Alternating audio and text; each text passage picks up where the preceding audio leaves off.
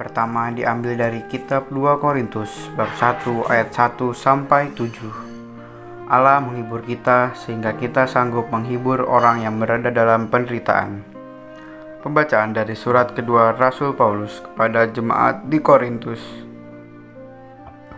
Dari Paulus yang oleh kehendak Allah menjadi Rasul Kristus Yesus, dan dari Timotius saudara kita, kepada jemaat Allah di Korintus, dan kepada semua orang kudus di seluruh Asia. Kasih karunia dan damai sejahtera dari Allah Bapa kita dan dari Tuhan Yesus Kristus menyertai kalian.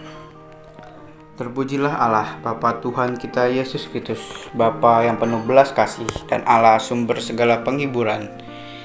Ia menghibur kami dalam segala penderitaan, sehingga kami sanggup menghibur semua orang yang berada dalam macam penderitaan dengan penghiburan yang kami terima sendiri dari Allah. Sebab seperti halnya kami mendapat bagian berlimpah dalam kesengsaraan Kristus, demikian pula berlimpahlah penghiburan kami oleh Kristus jika kami menderita. Hal itu menjadi penghiburan dan keselamatan kalian jika kami dihibur. Hal itu adalah untuk penghiburanmu sehingga kamu beroleh kekuatan untuk dengan sabar menderita kesengsaraan yang sama seperti yang kami derita. Kami mempunyai harapan yang teguh akan kalian sebab kami tahu sebagaimana kalian turut mengambil bagian dalam kesengsaraan kami. Demikian juga kalian turut mengambil bagian dalam penghiburan kami. Demikianlah sabda Tuhan. Syukur kepada Allah. Bacaan Injil diambil dari Injil Matius bab 5 ayat 1 sampai dengan 12. Pada suatu hari Yesus naik ke atas bukit sebab melihat orang banyak. Setelah ia duduk, datanglah murid-muridnya kepadanya. Lalu Yesus mulai berbicara dan menyampaikan ajaran ini kepada mereka. Berbahagialah orang yang miskin di hadapan Allah, karena mereka layak mempunyai kerajaan surga.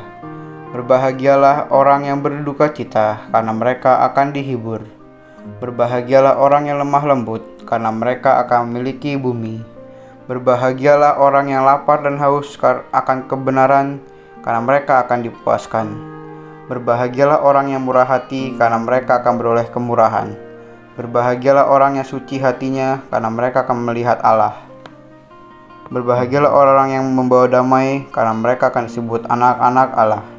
Berbahagialah orang yang dianiaya demi kebenaran, karena merekalah yang mempunyai kerajaan surga. Berbahagialah kalian jika demi aku kalian dicela dan dianiaya, dan kepadamu difitnahkan segala yang jahat. Bersukacita dan bergembiralah, sebab besarlah ganjarmu di surga. Sebab para nabi sebelum kalian pun telah dianiaya. Demikianlah Injil Tuhan. Terpujilah Kristus.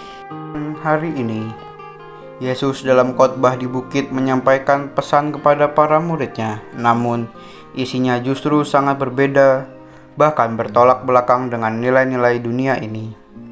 Kebahagiaan di dunia ini dinyatakan tercapai jika telah hidup dalam kemewahan akan harta, benda, serta kekuasaan, pangkat atau jabatan. Tapi kebahagiaan yang Yesus tawarkan adalah kebahagiaan sejati yang diperoleh dengan miskin di hadapan Allah, lemah lembut, murah hati, suci hati, cinta damai, dan berkorban demi kebenaran. Inilah kebahagiaan menurut Yesus. Paulus dalam ucapan syukur mengatakan bahwa kebahagiaan sesungguhnya adalah kebahagiaan diperoleh dengan ikut ambil bagian dalam penderitaan dan kesengsaraan Kristus. Dan pemazmur menegaskan, demikianlah, kecaplah dan lihatlah betapa baiknya Tuhan itu. Berbahagialah orang yang berlindung padanya, dengan melakukan kehendaknya kita berada dalam naungan serta perlindungannya, dan disitulah kebahagiaan hidup kita ditemukan. Sebagai orang Kristiani, kita diajak bahkan dituntut untuk berani keluar dari zona nyaman, melawan arus dunia yang terkadang bertentangan dengan kebenaran iman.